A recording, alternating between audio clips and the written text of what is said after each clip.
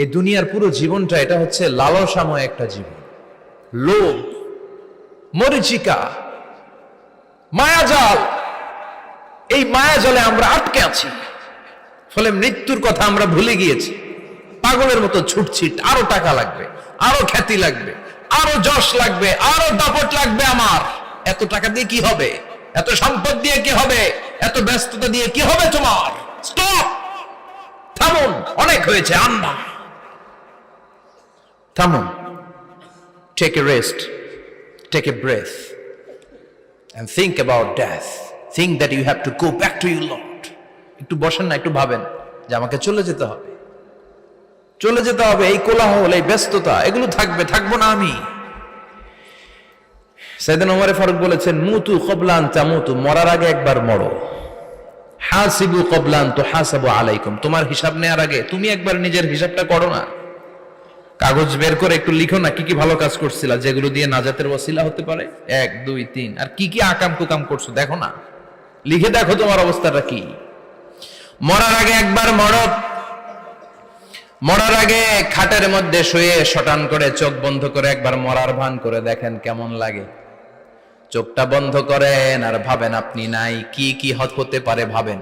আপনার ছেলে মেয়েরা কান্না জুড়ে দিবে, আপনার প্রাণের স্ত্রী বিলাপ শুরু করে দিবে, বন্ধু বান্ধবের চিৎকার আর মাতম, স্থানীয় এলাকার মসজিদে ঘোষণা, অমুক এলাকার নিবাসী অমুক ভাই অমুকের ছেলে অমুক দুনিয়ায় নাই।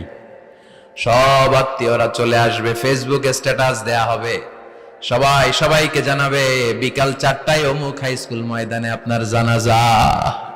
ছুটে আসবে, সবাই ছুটে আসবে আপনাকে শেষ বিদায় দিতে, গুড বাই জানানোর জন্য, আল ওয়াদা, বিদায় জানাতে আসবে সবাই। 4 তাকবীর দিয়ে আপনার জানাজা হবে, অশ্রুসিক্ত জানাজায় আপনার বিদায় হবে। কাঠের খাটিয়ার মধ্যে করে কাঁধে তুলে আপনার কবরে নেওয়া হবে। আগে থেকে খুঁড়ে রাখা কবরটার মধ্যে আপনারে বিছিয়ে দেয়া হবে। বাঁশের কচি দিয়ে তার উপরে মাটির চাপা দিয়ে সব চলে যাবে। ভাবেন না একবার চোখ বন্ধ করে, this is the circle of life, this is the nature of life. এটা সবার হবে, আমার হবে, আপনার হবে। এত মায়া, এত ভালোবাসা কই যাবে? কেউ থাকবে না, সবাই আপনার অন্ধকার কবরে রেখে দিয়ে চলে আসবে। উপরে বাঁশের কঞ্চি, তার উপরে মাটির চাপা, অন্ধকার আর অন্ধকার।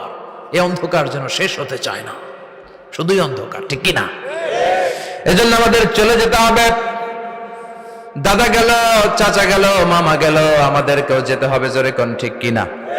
একদিন মাটির ভেতরে হবে ঘরে মন আমার, কেন বন্ধ দালান ঘর, প্রাণ পাখি উড়ে যাবে পিঞ্জর ছেড়ে।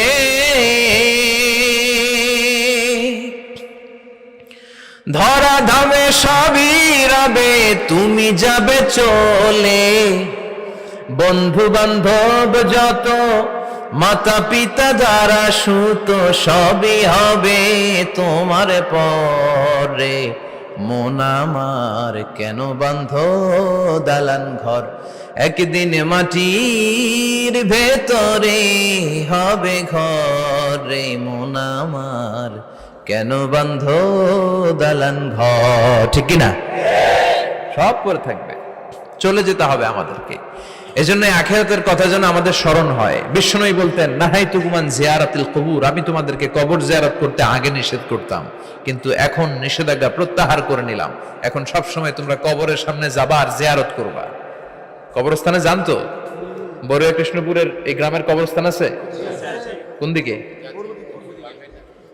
পূর্ব দিকে আছে, গোখরার জলের ওদিকে। যান আপনারা, একটু যাবেন, একটু গেলে আখিরাতের কথাটা স্মরণ হবে।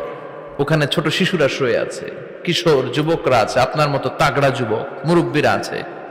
এরা এই এলাকায় থাকতো, এরা আকাশ থেকে নেমে আসে না, এই এলাকার সন্তান, আজ নাই। একটা সার্টেন পিরিয়ড শেষে আপনিও থাকবেন না। This is the nature of life, this is the circle of life. ছোট্ট শিশু হয়ে এসেছিলেন, শৈশব, কৈশোর, যৌবন, প্রৌঢ়ত্ব। আগে ছিলেন সিঙ্গেল, বিয়ে করে হয়ে গেলেন ডবল। এরপরে আল্লাহ আপনাকে একটা মেয়ে দিল, এরপরে মেয়েকে বিয়ে দিয়ে শ্বশুর হলেন, এরপরে ওই মেয়ের ঘরে সন্তান হতে নানা হলেন। আর কতদিন? অনেক দিন হলো তো, অনেক লম্বা সময় পেয়েছেন আপনি। Think about death. এবার যাওয়ার কথা ভাবেন। আখিরাতের সামানের কথা ভাবেন, ফিরে যেতে হবে। কি শক্তিশালী যুবক, বার্ধক্য চলে আসলে লাঠি ছাড়া চলতে পারে না। কুচকুচে কালো দাড়ি সাদা হয়ে যায়, দাড়ির শুভ্রতা, বয়সের ভার, রং ধরা যৌবন জং ধরে শেষ, ঠিক কিনা? This is the circle of life. যুবক ভাইরা, এটাই জীবন, চলে যেতে হবে, কেউ থাকতে পারবে না, ঠিক কিনা? এটা রিমাইন্ডার আল্লাহ এই সূরার ভেতরে দিয়েছেন যে তোমাদেরকে ফিরে যেতে হবে, এই লোভ লালসা ছেড়ে দাও।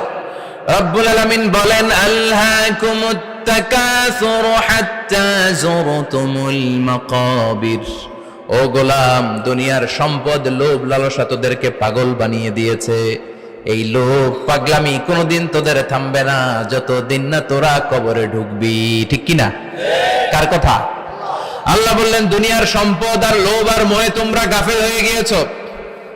আখিরাতের কথা বেমালুম তোমরা ভুলে গিয়েছো, কিন্তু আখিরাতে তোমাদের যেতেই হবে, কবরের বাড়িতে তোমাদের ঢুকতেই হবে, ঠিক কিনা?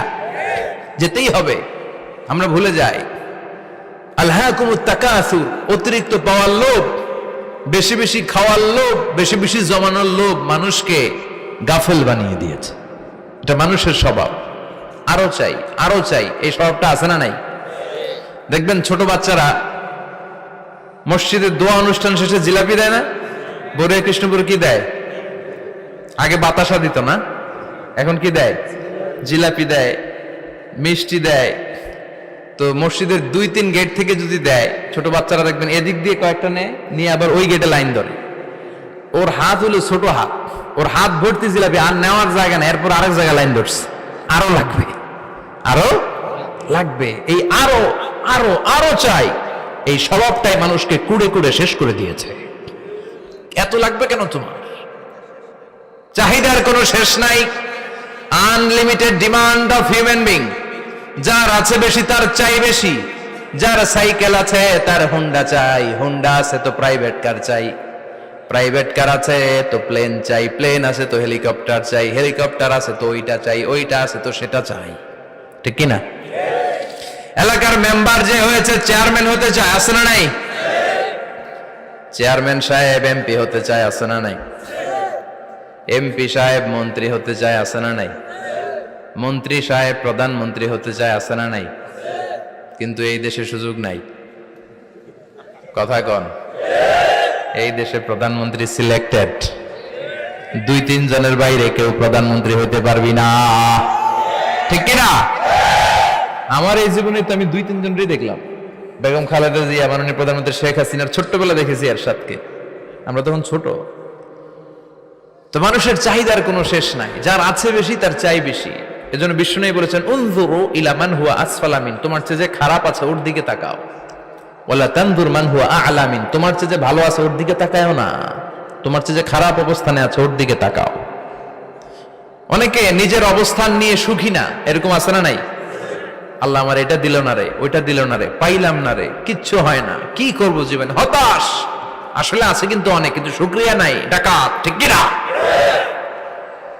নিজের অবস্থান নিয়ে সুখী না, কিন্তু অনেক লোক আছে তারা আপনার অবস্থানে পৌঁছতে চায়।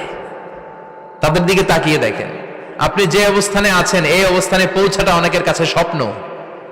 তারা প্রতিনিয়ত সংগ্রাম আর স্ট্রাগল করে যাচ্ছে আপনার অবস্থানে পৌঁছতে, আর আপনি এটা নিয়ে সন্তুষ্ট না। শেখ সাদির নাম শুনেছেন?